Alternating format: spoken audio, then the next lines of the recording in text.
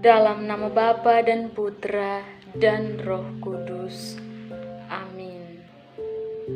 Ya Allah Tritunggal Maha Kudus, Bapa, Putra, dan Roh Kudus, kami bersyukur dan memuliakan Dikau atas cinta-Mu yang tak berkesudahan. Terima kasih atas penyertaan-Mu sepanjang hari-hari yang sudah kami lalui dengan sukacita. Pada kesempatan ini, kami berkumpul untuk membacakan firman-Mu. Ya Allah, utuslah Roh Kudus-Mu ke dalam hati kami, agar telinga kami mendengar dan melihat warta keselamatan di jalan kehidupan yang kami lalui.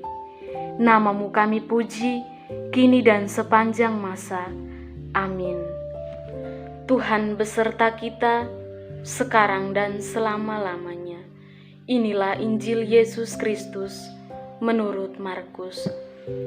Dimuliakanlah Tuhan. Injil Markus bab 5 ayat 21 sampai 34.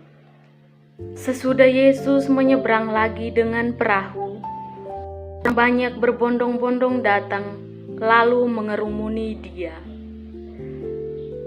Sedang Ia berada di tepi danau, datanglah seorang kepala rumah ibadat yang bernama Yairus.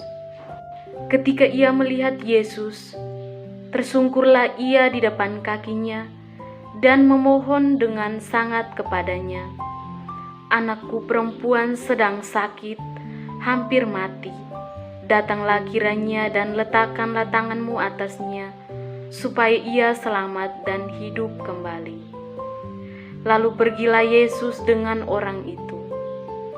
Orang banyak berbondong-bondong mengikuti Dia dan berdesak-desakan di dekatnya. Adalah di situ seorang perempuan yang sudah 12 tahun lamanya menderita pendarahan. Ia telah berulang-ulang diobati oleh berbagai tabib, sehingga telah dihabiskannya semua yang ada padanya. Namun sama sekali tidak ada faedahnya, malah sebaliknya keadaannya makin memburuk. Dia sudah mendengar berita-berita tentang Yesus, maka di tengah-tengah orang banyak itu, ia mendekati Yesus dari belakang dan menjabah jubahnya. Sebab katanya, "Asal kujubah saja jubahnya, aku akan sembuh." Seketika itu juga berhentilah pendarahannya, merasa bahwa badannya sudah sembuh dari penyakitnya. Pada ketika itu juga Yesus mengetahui bahwa ada tenaga yang keluar dari dirinya, lalu ia berpaling di tengah orang banyak dan bertanya, "Siapakah yang menjabah jubahku?" Murid-muridnya menjawab, "Engkau melihat bagaimana orang-orang ini berdesak-desakan dekatmu, dan engkau bertanya, 'Siapa yang menjamah aku?'" Lalu ia memandang sekelilingnya untuk melihat siapa yang telah melakukan hal itu.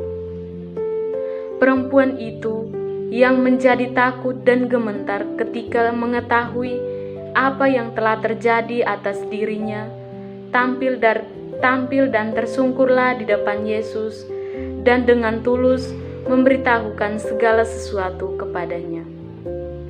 Maka katanya kepada perempuan itu, "Hai anakku, imanmu telah menyelamatkan engkau. Pergilah dengan selamat dan sembuhkanlah dari penyakitmu." Demikianlah sabda Tuhan. Terpujilah Kristus. Judul renungan yang saya bawakan, menghadapi jalan panjang dan jalan pendek. Saudara-saudari yang terkasih dalam Kristus Tuhan, setiap perkataan dan perbuatan Yesus memiliki makna yang mendalam. Segala sesuatu, jika kita lakukan dalam iman, tentunya akan mendatangkan kemenangan, meski tampaknya kita kalah secara duniawi.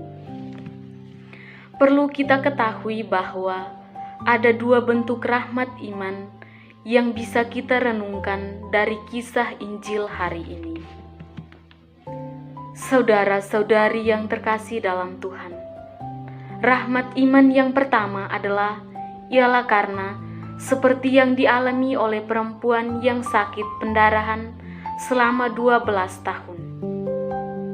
Dia bilang sedemikian rupa obat kesana kemari untuk mendapat penyembuhan. Tetapi selama itu pula dia tidak mendapat jawaban yang memuaskan dan sakitnya pun tak kunjung sembuh. Tahun itulah baru terjawab apa yang menjadi kerinduannya. Dia tidak pernah putus harapan, dan ini merupakan perjalanan dan proses iman yang panjang dan tentulah tidak mudah. Rahmat iman kedua adalah rahmat iman jalan pendek. Dikatakan rahmat iman yang pendek seperti yang diakui oleh anak usia 12 tahun, mendapatkan rahmat yang istimewa. Dalam arti tertentu bahwa dia tidak perlu berjuang untuk mendapat kesembuhan dari Yesus. Orang lain yang mengusahakan Tuhan. Pertanyaan untuk kita sekalian, apa yang perlu kita pelajari dari perempuan yang mengalami penyakit pendarahan tetapi selalu setia dengan soal kepedulian dan ketaatan? Apa kita mampu bertahan seperti dia? Saudara-saudari yang terkasih dalam Tuhan, soal ketekunan kita belajar dari perempuan yang mengalami sakit pendarahan. Kita bisa belajar bahwa kita bisa jadi iman yang kita lewati saat ini belum seberapa dibandingkan dengan orang lain yang punya perjuangan yang hebat. Kita tidak tahu orang lain, maka yang bisa kita lakukan adalah tidak mudah mengeluh dengan berbagai kesulitan untuk beriman. Semoga, amin. Lah berdoa. Ya Allah Tritunggal Maha Kudus, Bapa, Putra, dan Roh Kudus, terima kasih atas berkat dan perlindungan-Mu sepanjang hari ini. Semoga permenungan yang sudah kami dengar pada hari ini dapat kami terapkan dalam kehidupan sehari-hari. Nama-Mu kami puji kini dan sepanjang masa. Amin. Dalam nama Bapa dan Putra dan Roh Kudus.